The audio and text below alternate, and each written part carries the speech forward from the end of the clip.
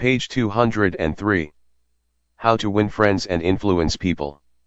A real leader will always follow. Principle 5. Let the other person save face. 6. How to spur people on to success. Pete Barlow was an old friend of mine.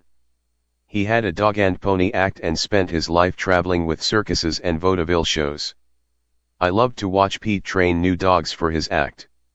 I noticed that the moment a dog showed the slightest improvement, Pete patted and praised him and gave him meat and made a great to-do about it. That's nothing new. Animal trainers have been using that same technique for centuries. Why, I wonder, don't we use the same common sense when trying to change people that we use when trying to change dogs? Why don't we use meat instead of a whip? Why don't we use praise instead of condemnation? Let us praise even the slightest improvement. That inspires the other person to keep on improving. In his book I Ain't Much, Baby But I'm All I Got, the psychologist Jess Lair comments, praise is like sunlight to the warm human spirit, we cannot flower and grow without it. And yet, while most of us are only too ready to apply to others the cold wind of criticism, we are somehow reluctant to give our fellow the warm sunshine of praise. Asterisk. Jess Lair, I Ain't Much, Baby, But I'm All I Got, Greenwich, Con. Fawcett, 1976, page 248. Page 203. I can look back at my own life and see where a few words of praise have sharply changed my entire future. Can't you say the same thing about your life? History is replete with striking illustrations of the sheer witchery rays. For example, many years ago a boy of 10 was working in a factory in Naples. He longed to be a singer, but his first teacher discouraged him. "You can't sing," he said. "You haven't any voice at all. It sounds like the wind in the shutters." But his mother, a poor peasant woman, put her arms about him and praised him and told him she knew he could sing. She could already see an improvement, and she went barefoot in order to save money to pay for his music lessons. That peasant mother's praise and encouragement changed that boy's life. His name was Enrico Caruso, and he became the greatest and most famous opera singer of his age. In the early 19th century, a young man in London aspired to be a writer. But everything seemed to be against him. He had never been able to attend school more than 4 years. His father had been flung in jail because he couldn't pay his debts, and this young man often knew the pangs of hunger.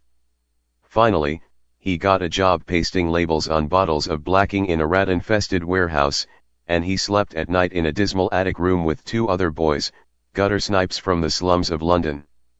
He had so little confidence in his ability to write that he sneaked out and mailed his first manuscript in the dead of night so nobody would laugh at him. Story after story was refused. Finally the great day came when one was accepted. True, he wasn't paid a shilling for it, but one editor had praised him. One editor had given him recognition. He was so thrilled that he wandered aimlessly around the streets with tears rolling down his cheeks. The praise, the recognition, that he received through getting one story in print, changed his whole life, for if it hadn't been for that encouragement, he might have spent his entire life working in rat-infested factories. You may have heard of that boy. His name was Charles Dickens. Page 204. Another boy in London made his living as a clerk in a dry goods store. He had to get up at 5 o'clock, sweep out the store, and slave for 14 hours a day. It was sheer drudgery and he despised it. After 2 years, he could stand it no longer, so he got up one morning and, without waiting for breakfast, tramped 15 miles to talk to his mother, who was working as a housekeeper. He was frantic. He pleaded with her. He wept. He swore he would kill himself if he had to remain in the shop any longer. Then he wrote a long, pathetic letter to his old schoolmaster, declaring that he was heartbroken, that he no longer wanted to live. His old schoolmaster gave him a little praise and assured him that he really was very intelligent and fitted for finer things and offered him a job as a teacher. That praise changed the future of that boy and made a lasting impression on the history of English literature. For that boy went on to write innumerable best-selling books and made over $1 million with his pen. You've probably heard of him. His name, H.G. Wells. Use of praise instead of criticism is the basic concept of B.F. Skinner's teachings. This great contemporary psychologist has shown by experiments with animals and with humans that when criticism is minimized and praise emphasized, the good things people do will be reinforced and the poorer things will atrophy for lack of attention. John Ringel Spa of Rocky Mount, North Carolina, used this in dealing with his children. It seemed that, as in so many families, mother and dad's chief form of communication with the children was yelling at them. And, as in so many cases, the children became a little worse rather than better after each such session, and so did the parents.